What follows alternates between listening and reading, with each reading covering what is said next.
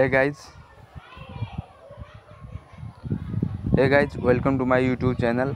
आज भर्खरै यो प्रदेश सरकार सुदूरपश्चिम सरकारले भ्याकेन्सी खुलाएको छ, जसमा विभिन्न पदहरूको लागि यो भ्याकेन्सी खुलाएको छ। अब आज मिति 2082 साल दोस्रो महिना 27 गते यो भ्याकेन्सी खुलाएको हो। यो प्राविधिक तथा अप्राविधिकताहरूमा यो भ्याकेन्सी खुलाएको छ। यस प्रदेश लोकसेवामा आवेदन दिनका लागि तपाईले यो लिंक दिएको छ https://ppsconline.sudurpachchim.gov.np मा क्लिक गरेर आवेदन दिन सक्नुहुन्छ।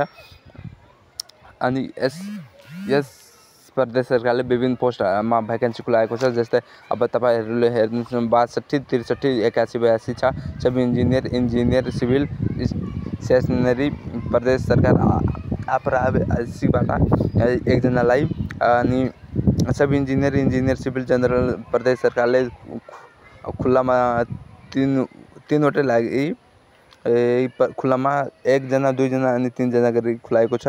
अनि महिलाको लागि यहाँ सब इन्जिनियर स्टेसनरी डिग्रेसन यसको लागि महिलाको लागि पनि 3वटा भ्याकेन्सी खुलाएको छ। यस्तै प्रकारले विभिन्न भ्याकेन्सीहरू खुलाएको छ। मैले स्किप गरेर धेरै फास्ट बोले अनि धेरै फास्ट यो भगाएन पनि, त्यसै गरेर तपाईले पेज गरेर हेर्न सक्नुहुन्छ कुन पोस्टका लागि तपाईले इच्छुक हुनुहुन्छ, तपाईको योग्यता कुन पोस्टको लागि राम्रो छ, त्यही पोस्टमा तपाईले आफ्नो अनलाइन आवेदन दिन सक्नुहुन्छ। अनि परीक्षाको अन्तिम मिति भनेको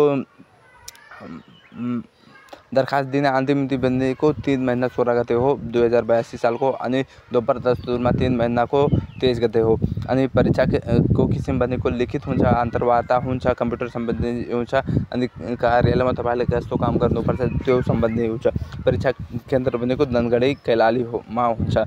दरखास्त बनाउने प्रणाली भनेको तपाईले ई सेवा खाल्ती अनि कुनै पनि अनलाइन पेमेन्टबाट बुझाउन सक्नुहुन्छ। उम्मेदवारको हात भनेको 18 वर्ष पुरा भई 35 वर्ष ननागेको हुनुपर्छ। अनि दरखास्त दिन लागि चाहिएको कागजातहरू नागरिकताको प्रतिलिपि, अनुभव छ भने अनुभवको प्रतिलिपि, अनि